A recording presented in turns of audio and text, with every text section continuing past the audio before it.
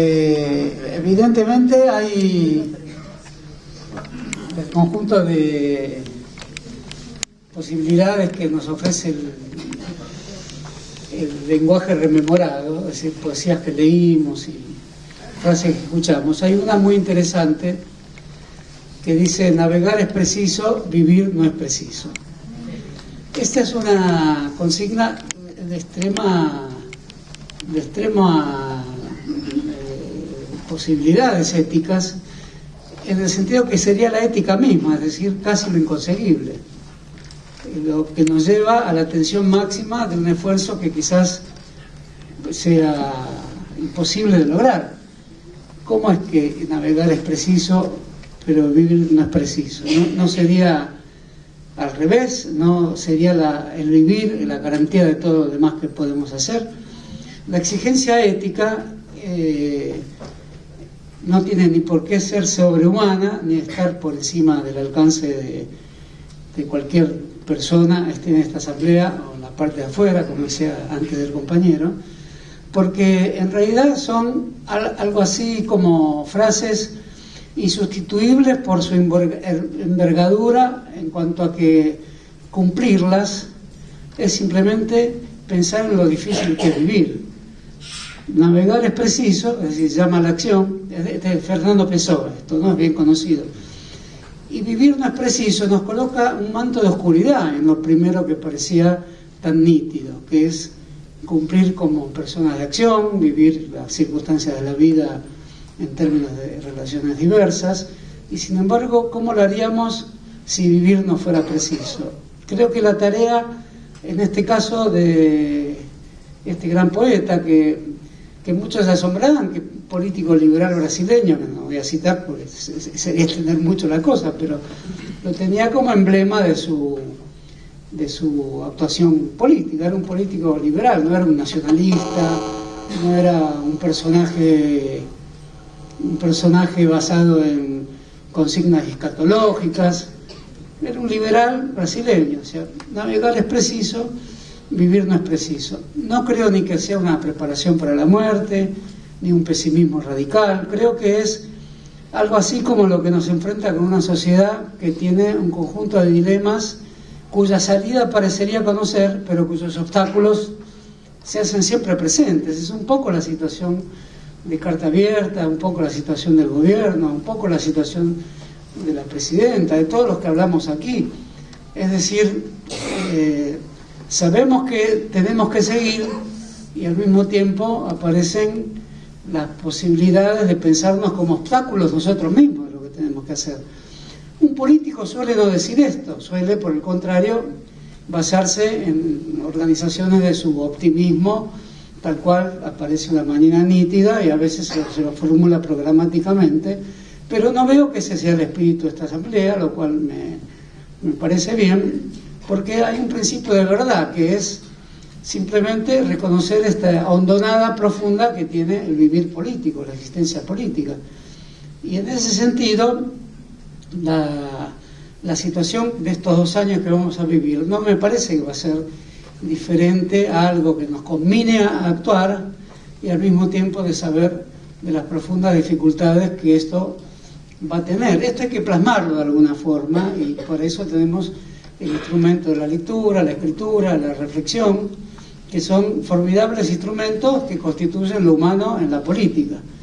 Entonces, en ese sentido, quisiera hacer 2 o 3 puntualizaciones, también en el mismo sentido en que Montevelo hablaba del lenguaje, y una para referirme a la expresión que usó Guillermo en su exposición, muy buena, por cierto, el bloque social.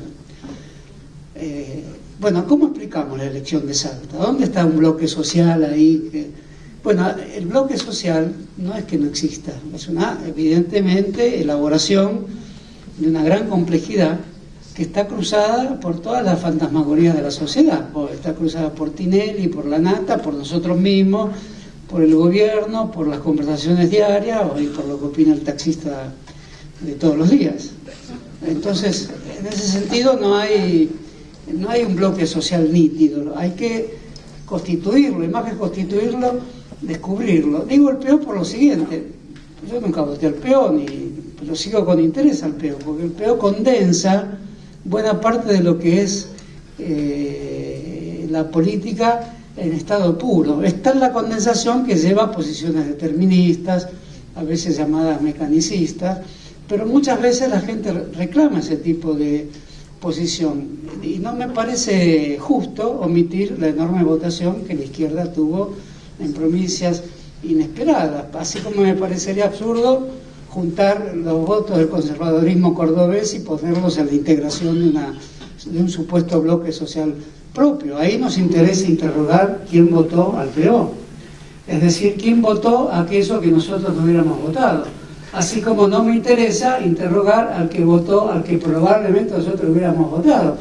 La conciencia del votante muchas veces es contraria al conjunto del análisis que después debe seguir en cuanto a lo inesperado de ciertas soluciones que se dan en las sociedades en determinado momento. Entonces el bloque social ahí es un bloque social que efectivamente representaba cierto disgusto, cierta ansiedad, cierta intranquilidad, deseos de mayor justicia, y lo proponía su conjunto de intereses, no a través de la complejidad de la que a veces hablamos acá, sino a través de un resumen sinóptico, de una sinopsis de la política que en la época de las elecciones da buen resultado. ¿Qué diría respecto a esto? Que es interesante la votación del PIO, no tenemos que rechazar de ninguna manera el interés que tiene que haya crecido la izquierda en Argentina. Aceptemos esta proposición como parte de navegar es preciso, vivir no es preciso, pero no podemos dejar de lado las omisiones que el referido partido hace en relación a la ley de medios y a un conjunto de circunstancias que, si hicieran mención a estas circunstancias, serían como nosotros, porque nosotros nos especializamos en ver cuántas vueltas tiene la oreja. Esa es la verdad. ¿Pero por qué? Porque estamos en el navegar es preciso, en el vivir no es preciso. Si estuviera Altamira escuchando esto acá, diría, esto está loco, no sé qué hacer política. Pero somos algo que el oleaje de la política argentina, lo escuchaba cuando se hacía el homenaje al compañero fallecido, escuché las palabras de Nahuel Moreno, y podríamos escuchar 1000 palabras acá que sacudieron las conciencias políticas de miles y miles de hombres y mujeres en Argentina. Y estamos acá. Es decir, somos parte de ese oleaje que hace que el bloque social no pueda hacer algo, esto estás de acuerdo, Guillermo, no puede hacer algo nítido, un simple, como decía nuestro estimado John William Cook, un conjunto de mediciones con regla y tiralíneas. Entonces no es una suma de clases, como piensa un partido exitoso que sacó esta cantidad de votos que tenemos que ver con interés. ¿Qué tenemos que ver con interés en el navegar es preciso? Aquello que podría hasta sacarnos de escena. ¿Y qué tenemos que ver con menos interés? Tenemos que ver con menos interés justamente aquello donde se nos encontraría en el fácil elogio de nosotros mismos, en la autoapología. Eso yo lo veo con menos interés. Veo con menos interés constituirnos en aduladores de las personas que nos representan que en entusiastas, examinadores de aquellos que no somos exactamente, pero que de algún modo alguna vez fuimos, quizás podríamos serlo, y que tiene la secreta fascinación de comprimir el problema en una especie de formulario muy fácil de manejar. Bueno, nosotros somos los que no tienen un formulario fácil de manejar. Estamos en una situación dificultosa, con tiempos acotados, con un conjunto de dilemas de todo tipo que acechan los grandes espacios donde están las grandes realizaciones. Por ejemplo, la compra de Telecom Francia, la de Telecom Italia. Es un hecho, a mi juicio, que tiene bastante oscuridad. Navegar es preciso, y la parte del vivir es justamente lo que le da a lo que se hace en términos de una maniobra financiera de envergadura internacional un cierto tilde de oscuridad. Por ejemplo, es evidente que eso repercute en la ley de medios y va en cierta dirección a lo que la votación parlamentaria en su momento rechazó, que es el triple play. Uno diría, pero usted es un purista insoportable, a usted no le gusta nada. Bueno, ya dije, si estoy a Fernando Pessoa, no es porque no me guste nada, sino porque creo que navegar es preciso en las condiciones en que estamos diciendo.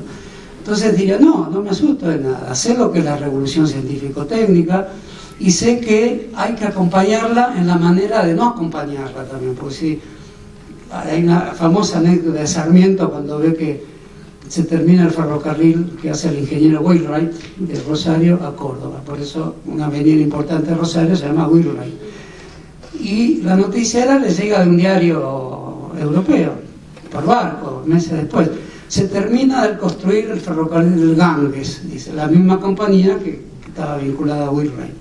Y Sarmiento exclama: pero entonces hacen lo mismo que hacemos nosotros, no es nuestra voluntad. Hay alguien que construye ferrocarriles por todo el mundo, pero parece que somos nosotros. Entonces, esa idea de que hay una globalización, palabra que quizás hemos citado mucho, tenemos que acotarla con mucha más precisión, porque los sistemas de la globalización son arrasadores, no digo ya de una identidad fácil de distinguir, son arrasadores de las formas de navegación, digamos. Así como tiene la palabra navegación como metáfora fundamental, la globalización, son arrasadores de formas existenciales que tenemos que vincular al papel de la aldea en el mundo, que alguien lo dijo con mucha claridad acá, regula el precio de las drogas. Entonces es ridículo que alguien de la clase política argentina diga derribar aviones. ¿Cómo es posible que un político tenga esa palabra en su vocabulario, derribar aviones? ¿Sabe algo de lo que eso significa, de lo que eso implica? ¿Qué otras medidas políticas? Hasta te diría, Ricardo, que derribar aviones tiene que ver con tomar una posición sobre el aborto, tomar una posición sobre los medicamentos. Ese derribar aviones condensa la infinita necedad de quienes lo dijeron. Ahora, lo votó mucha gente a ese necio, a ese personaje. Entonces, evidentemente hay algo del navegar es preciso, que si me pudiera explicarlo mejor, sé que esto no es posible por la misma calidad intrínseca del problema, es que es necesario tropezar con las propias dificultades que tenemos en nuestro propio país, en esta clase política, inclusive con el gobierno, con muchas figuras del gobierno. Es decir, no veo bajo otras circunstancias nuestra participación política, no veo bajo otras circunstancias a la pregunta de ¿para qué sirve Carta Abierta? ¿Qué tipo de instrumento es? Si es que en política hay algún instrumento. No veo de otra manera la forma de hablar acá. Será muy interesante la reunión de Rosario, que la festejo, por supuesto, porque es una reunión de organizaciones políticas y creo que todos sabemos lo que es eso, pero de alguna manera u otra, incluso las dificultades internas de Carta Abierta, no pueden pasar por alto un dilema ético fundamental. Fuimos diversas cosas del pasado. Mantenemos cierta fidelidad con lo que fuimos. Trotskistas, del PO, de Nahuel Moreno, Montoneros, Ebert, el Partido Comunista en distintas subvaloraciones. Uno debería afligirse por eso. Tantas siglas pasamos, navegamos por tantas identidades y sin embargo es más interesante lo que somos hoy y esa navegación que hicimos que las siglas que rememoramos con nuestra nostalgia. Por eso el grupo que tenemos que constituir en estos 2 años tiene que ser el grupo menos sectario, abierto a la construcción de un bloque social, pero sabemos que el bloque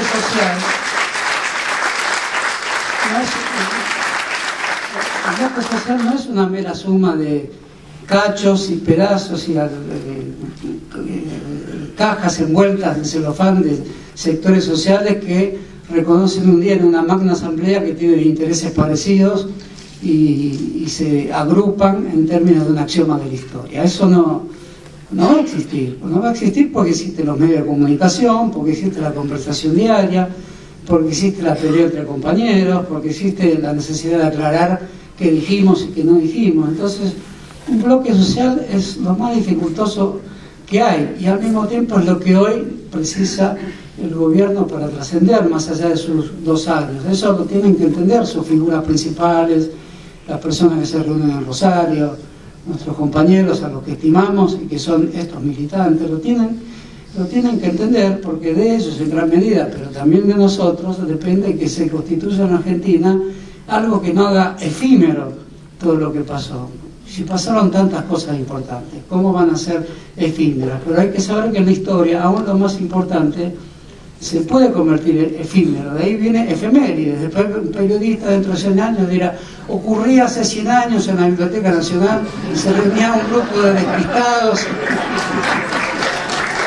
No, quizás no sea así si coincidimos en que esta enigmática frase de Pessoa, que en una época me acuerdo que a muchos les gustaba citarlo más, ahora medio ha desaparecido. Les recuerdo es el poeta de Tabaquería, un gran poema que Fouil sabía de memoria y que emocionaba cada vez que lo citaba, ver al señor Suárez saliendo de la tabaquería. No sé si alguien lo recuerda ahora. No, pero tabaquería, que es lo más recordable del recordable Pessoa. Bueno, es como entonces el resalte de lo cotidiano, salir de la tabaquería y ver al señor Suárez. Ahí descansaba un punto del mundo de una extraordinaria densidad y casi inexplicable. Ahí residía el cosmos. Entonces, pensemos que en esta asamblea pasa un poco de eso.